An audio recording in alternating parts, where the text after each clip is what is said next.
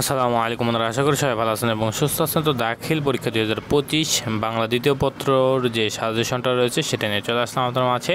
এবং এমসিকিউ এর যে বিষয়টা সেটা আপনাদের যে মূল বইটা রয়েছে সেখানেই যে গল্পগুলো রয়েছে সেগুলো ভালোভাবে পড়বেন, তাহলে সেখান থেকে কমন পেয়ে যাবেন।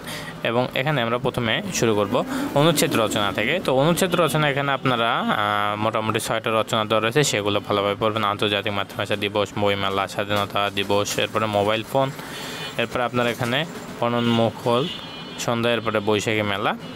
এই 6টার মধ্যে যে কোনো একটা ইনশাল্লাহ আসবে। এরপরে সারমর্ম। তো সারমর্ম এখানে আপনার মোটামুটি কয়েকটা সারমর্ম দেওয়া রয়েছে, তার মধ্যে বিদ্যমান মানুষের মূল্য অসম্পদ, এরপর আপনার অভ্যাস ভয়ানক জিনিস, তাহলে সব পণ্ড হবে। এরপরে এখানে আপনার বিদ্যমান মানুষের অমূল্য, দুর্জনের নিকট গমন, বিবেদের যেগুলো রয়েছে এখানে যে কয়টা রয়েছে সেগুলো আপনারা ভালোভাবে পড়বেন। এরপর আছে সারমর্ম। তো সারমর্ম এখানে আপনার দেওয়া রয়েছে এসেছে নতুন শিশু, আমার দৃশ্য, শিকার, অনবসত কেন তুমি। এরপরে আপনারা যে এখানে নিচে এই 4টা এই কয়েকটা আপনার 6টা পড়লে ইনশাল্লাহ এখান থেকে কমন পাবেন আপনারা, আশা করা যায়, মানে কমন পাবেন। এরপর ভাব সম্প্রসারণ। তো ভাব সম্প্রসারণ এখানে আপনার স্বাধীনতা অর্জনের চেয়ে স্বাধীনতা রক্ষা করা কঠিন, ভোগের সুখ নেই ত্যাগেই প্রকৃত সুখ। এরপর আপনার ক্ষুধার রাজ্য পৃথিবীর, গদ্যময় পূর্ণিমার চাঁদ যেন রুটি। এরপরে মানুষে বেঁচে তার কর্মের মতো, বয়সের মতো নয়, অন্যায় যে করে অন্যায় যে সহে, বই কেনে কেউ দেউলিয়া হয় না, সে যে সহে সে রহে। এরপর আপনার এখানে দুর্জন বিদ্বান হইলেও পরিত্যাজ্য, প্রাণ থাকলে প্রাণী হয় কিন্তু মন না থাকলে মানুষ হয় না।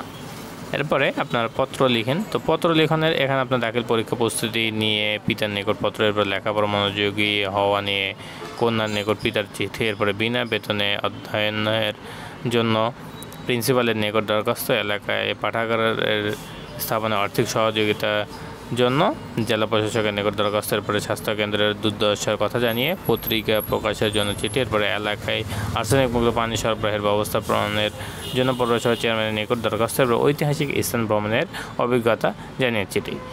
তো এখানে এই কয়টা পড়লে আশা করা যায় এখান থেকে কমন আসবে। এবং প্রতিবেদন যেগুলো রয়েছে প্রতিবেদন আপনার এখানে দেখতে পাচ্ছেন যে শহীদ দিবস ও আন্তর্জাতিক মাতৃভাষা দিবস উপলক্ষে একটি প্রতিবেদন রচনা করে এবং বৃক্ষরোপণ বিষয়ক সংবাদ প্রতিবেদন। এরপর আপনার এখানে বিদ্যালয়ে নবীন বরণ ও বিদায় সংবর্ধনা নিয়ে, এরপরে খাদ্য ভেজাল কারণ ও প্রতিকার শিরোনামে একটি প্রতিবেদন রচনা। এগুলো আপনারা ভালোভাবে পড়ে তারপরে লিখবেন। এরপরে প্রবন্ধ রচনা আসি।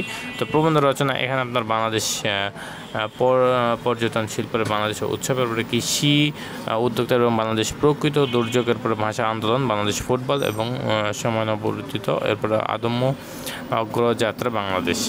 তো এখান থেকে এই কয়টা পড়লে আশা করা যায় ইনশাল্লাহ এখান থেকে আপনি কমন পাবেনই 80 থেকে 90% এখান থেকে আপনার কমন আসবে। তো আশা করি সবাই বুঝতে পারছেন। সবাই ভালো থাকবেন, সুস্থ থাকবেন, আমাদের সাথে থাকবেন। আসসালামু আলাইকুম।